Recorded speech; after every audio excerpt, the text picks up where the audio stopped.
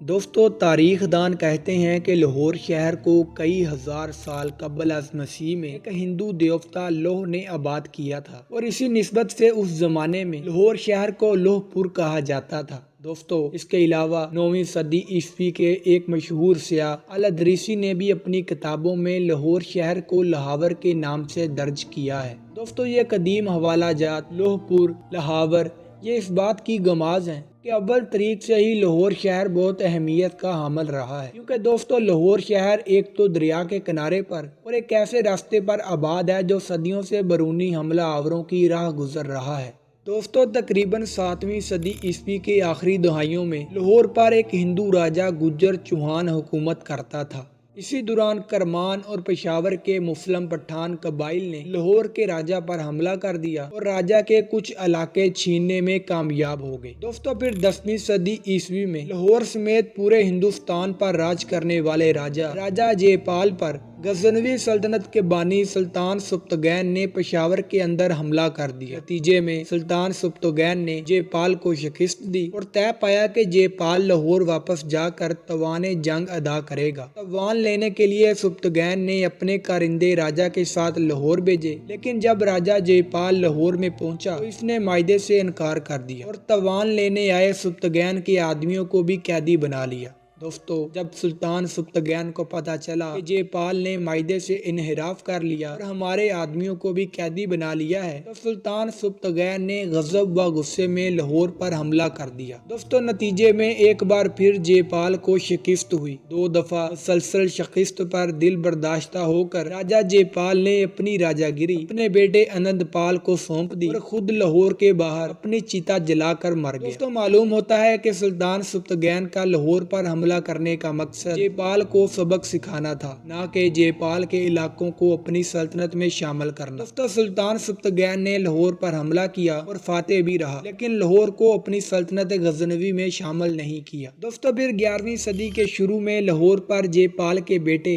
आनंदपाल की हुकूमत थी। जब सुल्तान सुब्तगैन का बेटा महमूद गजनवी हिंदुस्तान पर हमलावर हुआ, आनंदपाल महमूद गजनवी के मुकाबले के लिए पेशावर जा पहुंचा। दोस्तों, पेशावर में लड़ाई के दौरान महमूद गजनवी की फौज ने आनंदपाल की फौज पर आतिशगीर मादे की गोलाबारी की, जिसके नतीजे में आनंदपाल की फौज मैदान छोड़कर लाहौर भाग आई।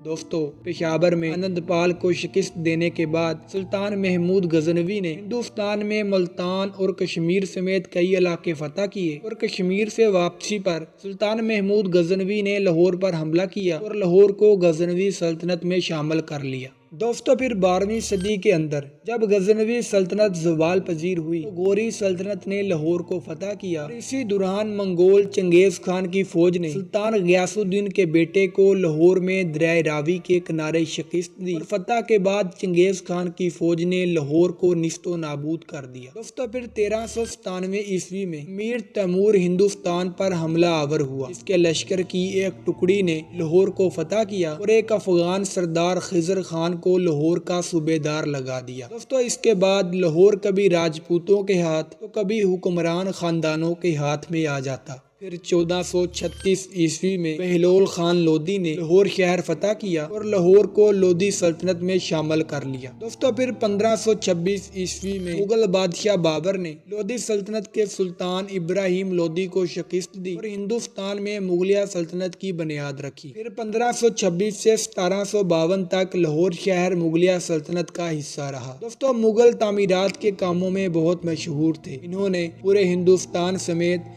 लाहौर में भी अजीमुल शान तामीरात करवाई। दोस्तों, मुगलों ने ही लाहौर को बादशाही मस्जिद, शाही किला, शालामार बाग जैसी खूबसूरत इमारतों से आरास्ता किया।